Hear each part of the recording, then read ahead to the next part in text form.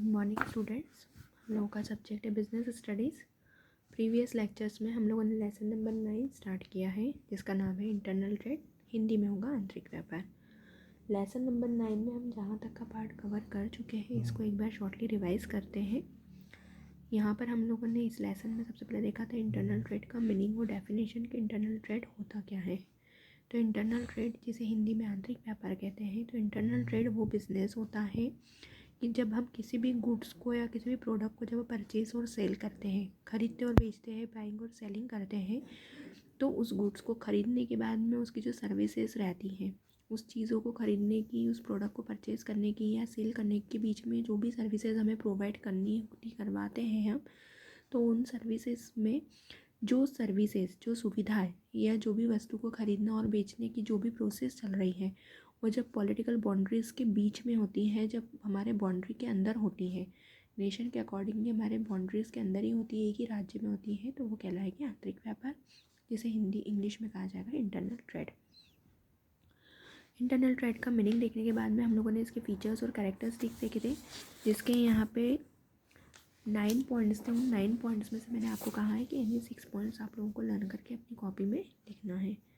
Next point हम लोगों ने इसका देखा था इम्पोर्टेंस ऑफ इंटरनल ट्रेड। आंतरिक व्यापार का क्या महत्व है, इंटरनल ट्रेड की इम्पोर्टेंस क्या है, उसका महत्व क्या है। तो इम्पोर्टेंस के लिए यहाँ पे हमको जो पॉइंट्स दिए हुए थे वो 6 पॉइंट्स थे। इन 6 पॉइंट्स में से यानी 4 पॉइंट आप लोगों को लर्न करके अपनी कॉपी में लिखना है। नेक्स्ट हम लोगों ने जो पार्ट देखा था वो था इंटरनल ट्रेड और एक्सटर्नल ट्रेड का डिफरेंसेस। आंतरिक व्यापार और बाह्य व्यापार यानी एक्सटर्नल ट्रेड, इन दोनों के बीच में हमारा एक विदेशी व्यापार, जिसको हम बोल सकते हैं अंतर्राष्ट्रीय व्यापार, इन दोनों के बीच में डिफरेंसेस थे, अंतर थे। 10 पॉइंट्स दिए हुए हैं। 10 में से यानी 6 पॉइंट आप लोगों को लर्न करके अच्छे से कंप्लीट करना है और कॉपी में नोट करना है। नेक्स्ट हम लोगों ने यहाँ पे देखा था classification of internal trade and types of internal trade. आंतरिक व्यापार क्या होता है, उसे कितने भागों में विभाजित किया जा सकता है, how many types of internal trade, आंतरिक व्यापार के कितने प्रकार होते हैं। तो यहाँ पे दिया हुआ on the basis of volume और नेक्स्ट दिया हुआ on the basis of area. On the basis of volume तो इसमें दिया हुआ है होलसेल ट्रेड, रिटेल ट्रेड, और on the basis of area, क्षेत्र के आधार पर दिया हुआ है लोकल ट्रेड, स्टेट ट्रेड और इंटर प्रोवाइडिकल ट्रेड। यहाँ पे इस चार्ट को हम लोगों ने यहाँ पे डिटेल में समझना स्टार्ट किया है, जिसमें सबसे पहले हम लोगों ने यहाँ पे देखा था on the basis of volume of trade. तो उसमें होलसेल ट्रेड का मीनिंग हम लोगों ने देखा और रिटेलर ट्रेड का देखा। साथ ही साथ में on the basis of area में हम लोगों ने लोकल ट्रेड, स्टेट ट्रेड और इंटर स्टेट ट्रेड तीनों को पढ़ा। फिर यहाँ पर हम लोगों ने होलसेल ट्रेड को स्टार्टिंग से पूरा डीपली पढ़ा। इसमें हम लोगों ने होलसेल ट्रेड का मीनिंग देखा। मीनिंग के साथ साथ ही में हमने यहाँ पर डेफिनेशन देखी, तो 5 डेफिनेशन दिखे, जिसमें से कोई भी एक डेफिनेशन आप लोगों को अपने एग्ज़ाम के लिए प्रिपेयर करना है और साथ में उसका मीनिंग भी करना है। नेक्स्ट हम लोगों ने देखा characteristics of and silent, characteristics और साइलेंट फीचर्स। तो कैरेक्टरिस्टिक्स में हम लोगों ने फर्स्ट नंबर पे यहाँ पे इसका देखा था बल्क बाइंग। तो यहाँ पे सबसे पहले मैं आपको होलसेल ट्रेड का मीनिंग बता देती हूँ। तो होलसेलर वो होते हैं, थोक व्यापारी वो व्यक्ति होता है जो मैन्युफैक्चरर से या जो भी व्यक्ति है, जो प्रोड्यूसर है, जो उस माल को बना रहा है, निर्मित कर रहा है, मैन्युफैक्चरिंग कर रहा है, उस व्यक्ति से बल्क में यानी लमसम में ज़्यादा मात्रा में किसी भी चीज़ को परचेज़ करते हैं और अपने कस्टमर्स को यानी रिटेलर्स को वही चीज़ वो लोग छोटी छोटी मात्रा में अवेलेबल करवाते। तो ये होता है होलसेलर। अब यहाँ पे होलसेलर के यहाँ पे जो कैरेक्टरिस्टिक्स दिए या फीचर्स दिए हैं, इन फीचर्स में हमको यहाँ पे 15-17 पॉइंट दिए हुए, 15 पॉइंट्स दिए। इसमें से एनी 8 पॉइंट आप लोगों को लर्न करना है और अपनी कॉपी में नोट करना है। नेक्स्ट नंबर पे हम लोगों ने इसका जो देखा था वो था फंक्शन ऑफ होलसेलर। होलसेलर के क्या कार्य होते हैं, जो भी थोक व्यापारी रहता है उसके कार्य क्या होते हैं। तो यहाँ पे उसके जितने भी वर्क परफॉर्मेंस रहती है, इसके यहाँ पे हमें 13 पॉइंट दिए। इन 13 पॉइंट्स में से एनी 8 पॉइंट आप लोगों को लर्न करना है। नेक्स्ट नंबर पे हम लोगों ने होलसेल ट्रेड में देखा था फिर से importance of wholesale trade. Wholesale trade की क्या इंपॉर्टेंस है, इसका महत्व क्या है, तो ये भी हम लोगों ने जाना। अब यहाँ पर इसके भी 13-14 पॉइंट्स थे। इन 13 पॉइंट्स में से आप लोगों को 8 पॉइंट करना है। Essential elements and success of wholesaler. इनके सफलता के क्या उद्देश्य होते हैं, इनके सफल होने के पीछे क्या कारण होते हैं, होलसेलर किस तरह से बिजनेस में अपनी रेपुटेशन बनाते हैं, मार्केट में अपनी गुडविल डेवलप करते हैं, रेपुटेशन डेवलप करते हैं, तो उसकी क्या सक्सेस होने के रीज़न है। तो यहाँ पर उसके सक्सेस के भी 10 पॉइंट्स दिए हुए, जिसमें से एनी 5 पॉइंट आप लोगों को लर्न करने थे। नेक्स्ट नंबर पे हम लोगों ने देखा था सर्विस रेंडी बाय होलसेलर, मतलब थोक व्यापारियों की किन के प्रति क्या सेवाएं रहती है। तो उसमें फर्स्ट पॉइंट हम लोगों ने पढ़ा सर्विसेज टू मैन्युफैक्चरर्स, जिसमें इसके 7 to 8 पॉइंट थे। तो ये 8 पॉइंट में से आपको यानी 6 पॉइंट करना है, 5 पॉइंट करना है। सेकंड नंबर पे देखा हम लोगों ने सर्विसेज टू रिटेलर्स, रिटेलर्स यानी खिरचियों को क्या सुविधाएं देते हैं। तो थोक व्यापारियों की, खिरची व्यापारियों के प्रति जो सुविधाएं रहती है उसके भी यहाँ पे 7 to 8 पॉइंट दिए हुए हैं, यानी 4 to 5 पॉइंट लर्न करना है। नेक्स्ट नंबर पे जो आपको दिया होता है सर्विसेज टू सोसाइटी और कंज्यूमर्स, उपभोक्ताओं के प्रति क्या सेवाएं रहती हैं, तो इसके भी 5 to 7 पॉइंट दिए हुए। तो इस तरह से यहाँ पे आपको होलसेलर वाला पार्ट कंप्लीट हुआ। साथ ही साथ में होलसेलर के हम लोगों ने यहाँ पे एडवांटेजेस और डिसएडवांटेजेस देखे, मेरिट्स और डीमेरिट्स देखे हैं, इनके क्या फ़ायदे हैं और क्या नुकसान होते हैं। तो एडवांटेजेस या बेनिफिट में, मेरिट्स में यहाँ पे 8.9 पॉइंट दिए हुए हैं, जिसमें से यानी 5 पॉइंट आप लोगों को लर्न करना है। और डिसएडवांटेजेस या डीमेरिट्स के भी 10-11 पॉइंट दिए हुए हैं, इसमें से आपको 6 पॉइंट करना है।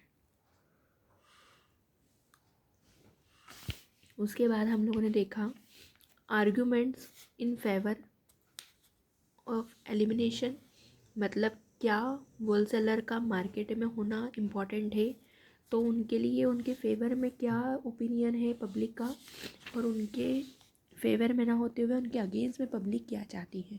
तो दोनों के यहाँ पे पॉइंट्स दिए हैं, ये मैंने आपको कहा है कि आप लोगों को सेल्फ लर्न करना है।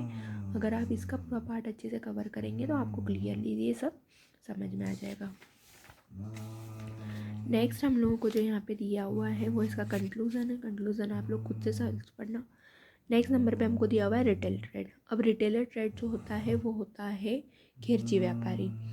अब रिटेलर कौन होता है, तो रिटेलर की हम यहाँ पे एक बार मीनिंग पढ़ लेते हैं। रिटेलर वो पर्सन होता है जो किसी भी गुड्स को होलसेलर से ज़्यादा मात्रा में ख़रीदता है, अपनी आवश्यकता के अनुसार ख़रीदता है, और अपने कस्टमर्स को, अपने उपयोग करने वाले लोगों को, अपने उपभोक्ताओं को वही चीज़ उनकी सुविधाओं के अनुसार 1, 2, 5, 7 जितने पीस की उनको रिक्वायरमेंट है वो पीस उन्हें अवेलेबल करवाता है। मतलब यहाँ पे होलसेलर से ये खरीदते हैं बल्क में, ज़्यादा मात्रा में, और अपने कस्टमर्स को ये उनकी नीड्स के अकॉर्डिंगली, उनकी रिक्वायरमेंट के अकॉर्डिंगली सारी फैसिलिटीज़, सारे गुड्स, सारे प्रोडक्ट अवेलेबल करवाते। तो ये होता है रिटेलर, जिसे हिंदी में कहा जाएगा खिरची व्यापारी। रिटेलर का भी यहाँ पे हम लोगों ने मीनिंग डेफिनेशन देखी, साथ ही साथ में कैरेक्टरिस्टिक्स देखी। कैरेक्टरिस्टिक्स पढ़ने के बाद में हम लोगों ने इसके फंक्शंस पढ़े कि रिटेलर के क्या फंक्शंस होते हैं। फंक्शंस तक का पार्ट हम लोग कवर कर चुके हैं। अब हम लोग यहाँ पे रिटेलर के नए पार्ट को स्टार्ट कर रहे हैं, इम्पॉर्टेंस और यूटिलिटी ऑफ रिटेलर। जो खिरची व्यापारी रहते हैं उनकी क्या इंपॉर्टेंस होती है, उनकी क्या महत्व है।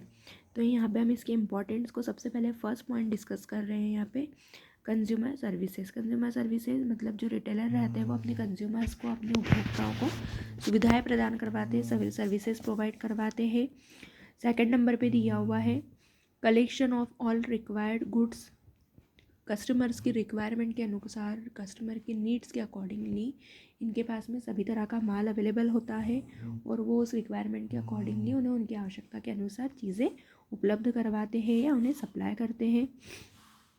आगे दिया हुआ है अकोमोडेटिंग। अकोमोडेटिंग मतलब यहाँ पे जितनी भी चीज़ें कस्टमर से रिलेटेड रहती है वो कस्टमर के अकॉर्डिंगली फ्रेंडली यहाँ पे डिस्कशन करने के बाद में, मतलब कस्टमर को फुली सेटिस्फाइड करने के बाद में वो यहाँ से कस्टमर अपनी आवश्यकता के अनुसार चीज़ें खरीद सकते हैं और किसी भी तरह की रिक्वायरमेंट को पूरा कर सकते हैं। सप्लाई अकॉर्डिंग टू चॉइस, जिस तरह से व्यक्ति ने, कस्टमर ने जो माल पसंद किया है, जिस प्रोडक्ट को सिलेक्ट किया है, उस प्रोडक्ट के अकॉर्डिंगली ही उन्हें सप्लाई किया जाता है। मतलब माल को देखने के बाद में होम डिलीवरी भी ये लोग अवेलेबल करवाते हैं, माल घर तक पहुंचाने के लिए भी एग्री रहते हैं। आगे दिया हुआ है इनकरेजमेंट टू द प्रोड्यूसर, मतलब यहाँ पे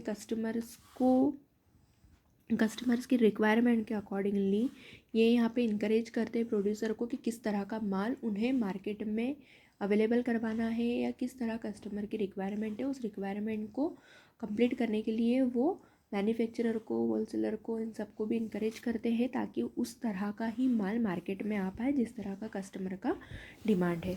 नेक्स्ट नंबर पे हमको जो पॉइंट दिया वो है क्रेडिट फैसिलिटी। रिटेलर भी अपने कस्टमर्स को क्रेडिट फैसिलिटी यानी उधार की सुविधाएं देते हैं। रिस्क बेयरिंग, जिस तरह से मार्केट में ये अपनी रेपुटेशन को बनाना चाहते हैं, अपनी गुडविल डेवलपमेंट करना चाहते हैं, गुडविल को बनाने के लिए रेडी रहते हैं, तो उन्हें मार्केट में जो होने वाली रिस्क है, जो एक जोखिम है, उसको भी उन्हें वहन करना होता है, क्योंकि उस रिस्क को लेने के बाद में ही वो अपने बिजनेस को आगे डेवलप कर सकते हैं। आगे दिया हुआ है सर्वे ऑफ कंजप्शंस पैटर्न, मतलब यहाँ पे सेम प्रोडक्ट का माल अलग अलग वैरायटी में किस तरह से कंज्यूमर्स को अवेलेबल करवाया जाता है, उसके पीछे के क्या रीजंस रहते हैं, ये सारी चीज़ों के ऊपर स्टडी करके सेम कंपटीशन वाला माल, यहाँ पे कंजप्शन वाला पैटर्न जो रहता है उसको ये डिस्ट्रॉय करके एक्चुअल ओरिजिनल माल मार्केट में सप्लाई करने का काम करते हैं। क्रिएशन ऑफ डिमांड, ये मार्केट में होने वाली नई नई डिमांड को पूरा करने के लिए समय पे किस तरह से कौन से ऑफ़र निकाल के नए प्रोडक्ट को मार्केट में इजीली लॉन्च करा जा सकता है, ये सारी चीज़ें भी ये लोग सोचते हैं। नेक्स्ट पॉइंट दिया हुआ है यहाँ पे इसके एडवांटेजेस और मेरिट्स ऑफ रिटेल ट्रेड। तो यहाँ पे पहले हम लोगों ने पढ़े थे इम्पोर्टेंट्स के 9 पॉइंट दिए हुए, इन 9 पॉइंट्स में से यानी 5 पॉइंट आप लोगों को लर्न करना है। अब हम लोग यहाँ पर जो कंप्लीट करने हैं वो है एडवांटेजेस और merits of retail trade. Advantages या मेरिट्स के जो पॉइंट्स दिए हुए हैं उसमें सबसे पहले दिया हुआ है लो कैपिटल। रिटेलर का सबसे पहला बेनिफिट यही होता है कि इनको बहुत छोटी सी पूंजी में ये अपने बिजनेस को स्टार्ट कर सकते हैं, अपने बिजनेस को डेवलप कर सकते हैं। क्लोज कॉन्टेक्ट विद कस्टमर, ये अपने कस्टमर से बहुत कनेक्ट रहते हैं, कस्टमर की हर छोटी छोटी चीज़ को पूरा करते हैं। आगे दिया हुआ डिफरेंट टाइप्स ऑफ गुड, अलग अलग तरह का माल ये अपने पास अवेलेबल रखते हैं ताकि हर तरह के कस्टमर को वो उसकी रिक्वायरमेंट के अकॉर्डिंगली चीज़ें अवेलेबल करवा सकें। आगे दिया हुआ है प्रॉक्सिमिटी ऑफ कस्टमर, अगर आपकी शॉप किसी लोकल एरिया से अलग हटकर किसी ऐसी जगह पर है जहाँ पे कस्टमर माल देखने के लिए तो आ सकता है लेकिन ख़रीद के अपने घर तक लेके नहीं जा सकता है, और ऐसी सुविधाएं ये अपने कस्टमर्स को प्रोवाइड करवाते हैं। Home delivery, free packaging, home delivery, ये सारी चीज़ें पैकेजिंग के साथ में ये फ्री अवेलेबल करवाते हैं और कस्टमर को अपनी ओर अट्रैक्ट करते हैं। लो रिस्क, छोटी सी रिस्क के साथ में ये अपने बिजनेस को बहुत अच्छे से डेवलप कर सकते हैं। सर्विस टू रिमोट प्लेस, मतलब यहाँ पे remote place in the sense यहाँ पर ये अपनी सर्विसेज बहुत स्पीडली, बहुत फास्टली वर्किंग में रखते हैं। ऐसा नहीं कि जैसे आज माल का ऑर्डर आया और हम कल तक सप्लाई भी नहीं कर पाए। ये अपनी मार्केट में गुडविल बनाने के लिए, अपनी रेपुटेशन को डेवलप करने के लिए या रेपुटेशन बनाने के लिए जो सर्विसेज रहती है वो भी बहुत फास्ट रहती है, मतलब इमीडिएट सर्विसेज यहाँ पर अवेलेबल होती है। Simple to start and end, बहुत छोटी सी पूंजी की मात्रा में, बहुत छोटे से नॉलेज के साथ में ये बिज़नेस स्टार्ट किया जा सकता है रिटेलर का, और उसका एंडिंग भी बहुत इजी वे में होता है। आगे दिया हुआ है वेरियस सर्विसेज, और भी ये अपने कस्टमर को बहुत सारी अलग अलग सर्विसेज प्रोवाइड करते हैं। आगे दिया हुआ है फ्री एडवाइस, कस्टमर को उनके गुड्स से, उनके प्रोडक्ट से रिलेटेड अगर कुछ और भी अगर कुछ इन्फॉर्मेशन चाहिए या प्रोडक्ट से हट के अगर कुछ अलग इन्फॉर्मेशन किसी अदर प्रोडक्ट के बारे में वो अगर जानना चाहते हैं तो ये अपने कस्टमर को वहाँ पर भी सेटिस्फाइडली आंसर देते हैं। तो इस तरह से यहाँ पर हमने इसके एडवांटेजेस और मेरिट्स के 10 पॉइंट लेके इसमें से यानी 5 पॉइंट करना है। अब सेम इसी के जस्ट अपोजिट में जो हमारा रहेगा वो डिसएडवांटेजेस और डीमेरिट्स का रहेगा। तो यहाँ पे इसके डिसएडवांटेजेस यानी 5 पॉइंट है और ये 5 के 5 पॉइंट आप लोग सेल्फ लर्न करना और इजीली समझना। आगे दिया हुआ है इसमें फर्स्ट पॉइंट दिया हुआ है डिसएडवांटेज का, इंक्रीज इन प्राइस। हमेशा रिटेलर की जो एक डिसएडवांटेजेस या एक नुकसान वाला जो एक पॉइंट रहता है या एक जो कमी रहती है जिसको हम बोल सकते हैं वो यही रहती है कि इनकी जो हमेशा प्राइस रहती है वो हमेशा इंक्रीज़ होती रहती है। हर कस्टमर के पास में जो माल ख़रीदना या बेचने की जो प्रोसेस रहती है रिटेलर की और कस्टमर के बीच की, तो कस्टमर को हर रिटेलर के पास में उसी सेम प्रोडक्ट का माल डिफरेंट वैरायटी पे और डिफरेंट कॉस्ट पे अवेलेबल होता है। तो यहाँ पे हमेशा प्राइस का एक इंक्रीमेंट होता रहता है, प्राइस कभी भी कम या फिक्स नहीं होती है। तो ये किसका ड्रॉबैक है, किसकी कमी है, दोष है। आगे दिया हुआ है स्मॉल प्रॉफिट, रिटेलर को हमेशा अपने कस्टमर से बहुत कम मात्रा में प्रॉफिट होता है, क्योंकि अगर बार्गेनिंग का इशू नहीं है और अगर आप अपने कस्टमर्स को क्रेडिट की भी फैसिलिटी देते थे तो बहुत कम मात्रा में ही आप प्रॉफिट अर्न कर सकते हो। आगे दिया हुआ है विंडो डिस्प्ले एक्सपेंसेस।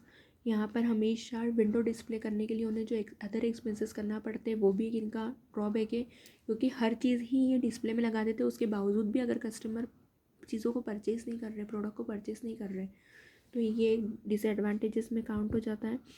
इस तरह से यहाँ पे इसके 5 पॉइंट दिए, ये इसमें से यानी 3 पॉइंट आप लोग ड्रॉबैक्स के या डिसएडवांटेजेस के करना। आगे दिया हुआ है सर्विसेज ऑफ रिटेलर्स। रिटेलर्स किसकी प्रति क्या क्या सर्विसेज रहती है, तो हम यहाँ पे देख लेते हैं। सबसे पहले दिया हुआ है टूवर्ड्स होलसेलर, थोक व्यापारियों के प्रति क्या सेवा है। सेकंड है कंज्यूमर और सोसाइटी, उपभोक्ताओं के प्रति या समाज के प्रति क्या सेवा। और थर्ड नंबर पे है प्रोड्यूसर यानी व्यापारी के प्रति क्या सेवा है। तो सबसे पहले हम लोग होलसेलर की सर्विसेज को यहाँ पे कवर करते हैं। फर्स्ट नंबर पे यहाँ पे दिया हुआ है help in selling and distribution of goods. सबसे पहले होलसेलर को ये हेल्प करते हैं कि ये जो भी माल मार्केट में रिक्वायरमेंट है, जो नीड है, उसके अकॉर्डिंगली ये होलसेलर से अपनी चीज़ें खरीदते हैं और फिर मार्केट में लाके बेचते हैं। तो सबसे पहले होलसेलर को ये उस चीज़ के लिए इनकरेज करते हैं जो मार्केट में एक्चुअल में डिमांड में है। मतलब होलसेलर से ये उन्हीं चीज़ों को ऑर्डर लेते हैं, उन्हीं चीज़ों को बनवाते हैं, फोकस करते हैं जिसकी मार्केट में सच में आज की तारीख में डिमांड है।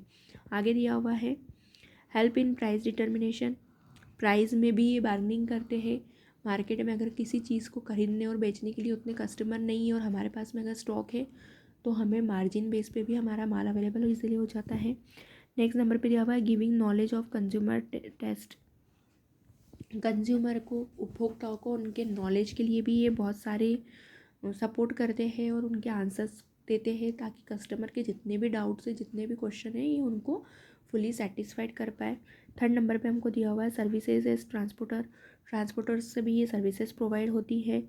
जिस एरिया में हमें जो भी माल खरीदना है, बेचना है, जो भी सर्विसेज हमें देनी है, तो ट्रांसपोर्टर्स के थ्रू मतलब यातायात के द्वारा ये सभी सुविधा आसानी से पूरी हो जाती है। Publicity new producer products.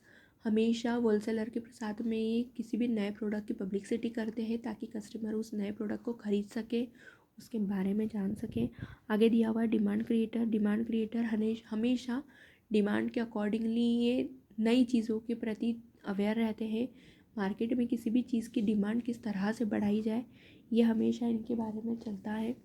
तो इस तरह से यहाँ पे इसके पॉइंट्स दिए हुए थे होलसेलर के साथ में। अब हमारे पास जो पॉइंट्स दिए हुए वो दिए हुए towards consumer of society. Consumer यानी उपभोक्ताओं के प्रति या समाज के प्रति हमारे क्या कर्तव्य है, क्या कार्य होते हैं थोक इसके रिटेलर के, वो अब हम देख लेते हैं। फर्स्ट नंबर पे दिया हुआ है supply of all necessary goods.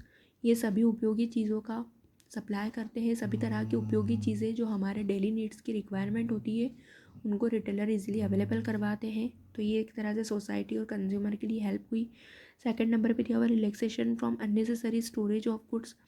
ये हमेशा अपने पास में इतना कैपेसिटी में माल रखते हैं कि कंज्यूमर की कितनी भी बड़ी रिक्वायरमेंट है उसको पूरा कर सके। तो हमेशा कंज्यूमर को, सोसाइटी को, कस्टमर को यही बोलते हैं कि आप ओवर चीज़ें, एक्सेस चीज़ें अपने पास में स्टोरेज ना करते हुए ज़रूरत के अकॉर्डिंगली फ्रेश चीज़ें परचेज़ करो ताकि आपके पास में बहुत ज़्यादा किसी भी चीज़ का स्टॉक ना हो और वो चीज़ें ख़राब ना हो। अननेसेसरी चीज़ों को बचाने से स्टोरेज करने से बचाते हैं। तो आगे दिया हुआ है सेविंग ऑफ मनी। सेविंग में मतलब बल्क में अगर हम किसी चीज़ को परचेज़ करते हैं तो हम उन्हें सेविंग मतलब उनके पैसों को मार्जिन में, बजट में उनको डिस्काउंट देके उनकी सेविंग कर सकते हैं। आगे हमारे पास दिया हुआ है next point after sale services. Consumer को या सोसाइटी को आफ्टर सेल सर्विसेज भी प्रोवाइड करते हैं। फॉर एग्जांपल फ्री फिटिंग के साथ ही साथ में free delivery charges, free packing charges, demonstration देना। घर पे अगर प्रोडक्ट पहुंच गया तो उस मशीन का, उस टूल का यूज़ किस तरह से करना, तो बहुत सारी after free pack charges, after sales services भी प्रोवाइड करवाते हैं। आगे दिया हुआ है home delivery services. Home delivery services भी अवेलेबल करवाते हैं। नेक्स्ट नंबर पे दिया हुआ है प्रोवाइड्स वैरायटी एंड चॉइस। हर कस्टमर की अपनी डिफरेंट चॉइस होती है, अपना डिफरेंट चीज़ों को सिलेक्शन करने का एक तरीका होता है। तो अपने पास में रिटेलर हर तरह का माल रखते हैं, हल्के से हल्का, महंगे से महंगा और मीडियम, ताकि जिस भी लेवल का व्यक्ति उनके पास जाके किसी चीज़ को परचेज़ करना चाहे, प्रोडक्ट को ख़रीदना चाहे, तो वह आसानी से अपनी रिक्वायरमेंट को पूरा कर सकता है। आगे दिया हुआ है प्रोवाइड्स वैरायटी के बाद में फुलेस्ट सेटिस्फेक्शन, हमेशा ये अपने कस्टमर को फुल सेटिस्फाइड करते हैं। सेकंड नंबर पे दिया हुआ है इसके बाद में प्रोवाइड क्रेडिट फैसिलिटी, हमेशा उधार की सुविधाएं भी इनके पास में रहती हैं। वैल्यूएबल एडवाइस, कस्टमर को उस प्रोडक्ट से रिलेटेड अगर कोई स्पेशल एडवाइस देना है, कोई इंस्ट्रक्शन देना है, पर्टिकुलर उस चीज़ को यूज़ करने का तरीका क्या है, किस तरह से उसको अवेयर करना है घर ले जाके, तो ये सारी चीज़ें भी, इंस्ट्रक्शंस भी ये अपने कस्टमर को इजीली प्रोवाइड करवाते हैं। तो इस तरह से एडवाइस के साथ साथ में वैल्यूएबल एडवाइस भी उनकी हो जाती है।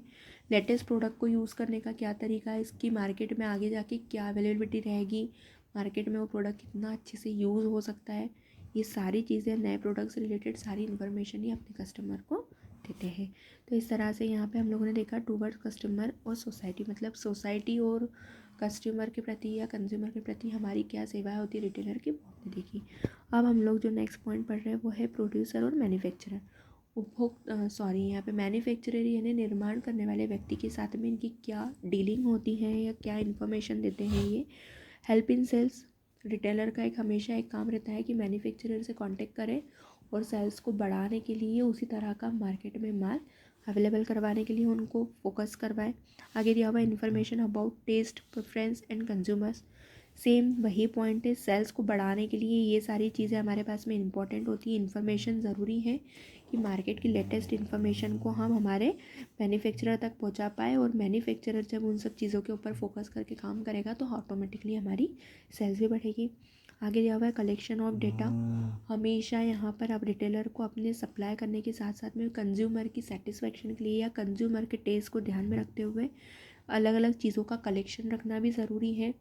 जितनी चीज़ें वो अपने डिस्प्ले में दिखा रहा है उतने का स्टॉक भी उसके पास में 100% होना ही चाहिए। ऐसा नहीं कि डिस्प्ले में हमने कुछ चीज़ रख दी लेकिन एक्चुअल में हम उस चीज़ को बेच ही नहीं पा रहे, वो कभी नहीं होना चाहिए।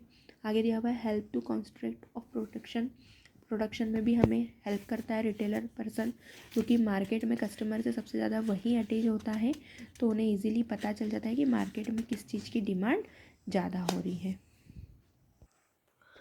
तो इस तरह से हम लोगों ने यहाँ पे मैन्युफैक्चरर से रिलेटेड जो इन्फॉर्मेशन देखी, जो पॉइंट्स देखे वो सिर्फ 4 थे, इसमें से कोई 2 पॉइंट आप लोग अच्छे से लर्न करके लिख लेना। अब हम लोग जो नेक्स्ट देख रहे हैं वो है हमारा नेक्स्ट पॉइंट, इसेंशियल और द सक्सेस ऑफ रिटेलर। इसकी सक्सेस की क्या मतलब, ये किस तरह से रिटेलर पर्सन या रिटेलर है वो किस तरह से सक्सेस हो सकता है मार्केट में। तो यहाँ पे यही है इक्विटेड कैपिटल उसके पास में सफिशिएंट होना चाहिए, ताकि जब जब उसको अपने बिजनेस में कैपिटल की रिक्वायरमेंट रहे वो उस रिक्वायरमेंट को पूरा करके अपने बिजनेस को हमेशा कंपटीशन के लिए रेडी रख सके। आर्ट ऑफ सेल्समैनशिप, हमेशा सेल्समैन से भी ये भी एक कला होनी चाहिए कि किस तरह से हम हमारा माल इजीली मार्केट में बेच पाए।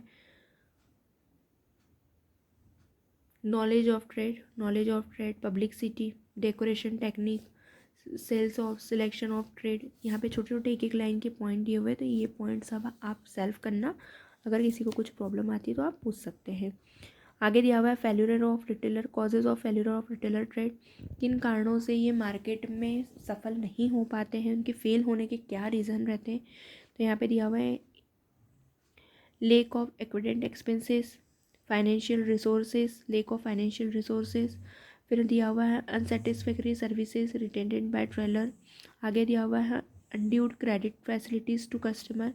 तो यहाँ पे इस तरह से इसके अलग अलग पॉइंट्स दिए हुए। नेक्स्ट नंबर पे जो पॉइंट दिया हुआ है वो दिया हुआ है unsuitable of location of shop, wrong selection of trade, lack of adequate publicity, lack of proper decoration and window display, lack of up to date knowledge of market conditions. तो इस तरह से यहाँ पे 10 पॉइंट दिए हुए कि इन सब बहुत सारे कारणों से कभी कभी हो सकता है कि रिटेलर अपने बिजनेस को अच्छे से थ्रू आउट नहीं चला पाए या किसी कारण से वो सक्सेस नहीं हो पाए। अब हम लोग देखते हैं इसकी लिमिटेशंस, कि कहाँ तक इनका बिजनेस इनकी सीमितताएँ क्या होती हैं, किस मात्रा में सीमित रहकर ये अपने बिजनेस को कर सकते हैं। तो इनकी जो लिमिटेशंस है वो देख लेते हैं। स्मॉल साइज़ ऑफ बिजनेस, इनका बिजनेस का जो पैमाना रहता है, जो साइज़ रहता है वो हमेशा छोटा रहता है। ट्रांसपोर्टी टेम्परेरी एक्साइटेंस, ये एक पॉइंट भी रहेगा। अनलिमिटेड लाइबिलिटीज़ जो रहती है वो बहुत ज़्यादा अनलिमिटेड होती है, क्योंकि इसके ऊपर हमेशा रिटेलर के ऊपर बर्डन बहुत रहता है। मैन्युफैक्चरर से भी डील करना होती है, रिटेलर होलसेलर से भी करना होती है, और कस्टमर तक वो सारी चीज़ें टाइमली अवेलेबल करवानी रहती है। तो यहाँ पर हमेशा जो लाइबिलिटीज़ रहती है वो अनलिमिटेड रहती है। थर्ड नंबर पे हमारा दिया हुआ है limited marginal efficiency. Same point है। लिमिटेड रिसोर्सेज, सुविधाएं बहुत कम होती है लेकिन काम बहुत ज़्यादा होता है। वो आगे दिया हुआ है पॉसिबिलिटी ऑफ रॉन्ग डिसीज़न। कभी कभी गलत निर्णय के कारण इनको अपने बिजनेस में लॉस भी फेस करना पड़ सकता है। लेक ऑफ कंस्टेंट प्रेजेंस, हमेशा समय पर उस मात्रा में उतना माल अवेलेबल ना होने के कारण इन्हें लॉस की कंडीशन को भी फेस करना पड़ता है। अब यहाँ पे दिया हुआ है होलसेल और रिटेलर ट्रेड में डिफरेंस। तो होलसेल और रिटेलर को हमने पूरा डीपली पढ़ा है। इस डीपली पॉइंट को पढ़ने के बाद में आप इन दोनों के बीच के अंतर को आसानी से कर पाओगे। तो यहाँ पे 12 पॉइंट दिए हुए, इन 12 पॉइंट में से कोई भी 8 पॉइंट आपको बहुत अच्छी से लर्न करना हो सकता है, ये आपको एग्ज़ाम में पूछा जाए। लेकिन इम्पॉर्टेंट पॉइंट है तो टॉपिक है, इसलिए आपको इन दोनों के बीच के डिफरेंसेस लर्न करना ही है, कोई भी 8 पॉइंट। अब हम लोग देखते हैं classification of retailer type of trade. Retailers के कितनी अलग अलग चेन होती है, रिटेलर कितने भागों में विभाजित होता है। होलसेलर का तो कुछ पॉइंट नहीं होते, होलसेलर अपने आप में आइडेंटिटी रखता है, लेकिन रिटेलर को डिफरेंट डिफरेंट पार्ट्स में डिवाइड किया है। तो हम यहाँ पे इसका एक चार्ट देखते हैं। रिटेलर का फर्स्ट पॉइंट दिया हुआ है internet of retailer without shop. ऐसे लोग जो डायरेक्ट माल सप्लाई कर रहे हैं अपने कस्टमर को बिना किसी शॉप को खोल के। और आगे दिया हुआ है फिक्स्ड शॉप है ना, रिटेलर्स विथ फिक्स्ड शॉप। उसमें दिया हुआ स्मॉल स्केल रिटेलर्स और लार्ज स्केल रिटेलर, मतलब ऐसे व्यक्ति, ऐसे खेरची व्यापारी जो जिनकी फिक्स दुकान है, जो वाकई में अपने आप को डेवलप कर चुके हैं, स्थापित कर चुके हैं। तो उनकी दो सब कैटेगरी से, जिसमें दिया हुआ है जो छोटे पैमाने पे काम करते हैं और जो लार्ज स्केल पर करते हैं। अब सबसे पहले हम विदाउट शॉप वाले में देख लेते हैं, हॉकर एंड पेडलर्स। मतलब आपकी गलियों में, गली मोहल्ले में, सिटी कॉलोनी में जो फेरी वाले निकलते हैं, सब्जी के जो ठेले वगैरह निकलते हैं किसी भी फ्रूट्स वेजिटेबल को बेचने के लिए, या अदर प्लास्टिक से रिलेटेड बहुत सारी चीज़ों के लिए आजकल अलग अलग लोग निकलते हैं, तो वो आपके आ जाएंगे हॉकर्स और पेडलर्स में। Cheap jacks, street traders, street trade यानी गली गली की जो दुकानें रहती हैं, जो मार्केट से अलग हटकर लमसम में माल में रखते हैं और बहुत छोटी सी मात्रा में अपने लिमिटेड एरिए को सप्लाई करवा सकते हैं गुड्स को। और फिर मार्केट ट्रेड वो मतलब शॉप नहीं है, इस ब्रोकर वो काम करते हैं। अब यहाँ पर हम फिक्स्ड शॉप के बेस पर जो पॉइंट है उसमें एक है स्मॉल स्केल और सेकेंड है लार्ज स्केल। इन सब पॉइंट्स को भी हम लोग डिस्कस कर लेते हैं। Street stall holder shop, second number पे दिया हुआ है सेकंड शॉप और specially shop, single line stores, और आगे दिया हुआ है जनरल स्टोर शॉप।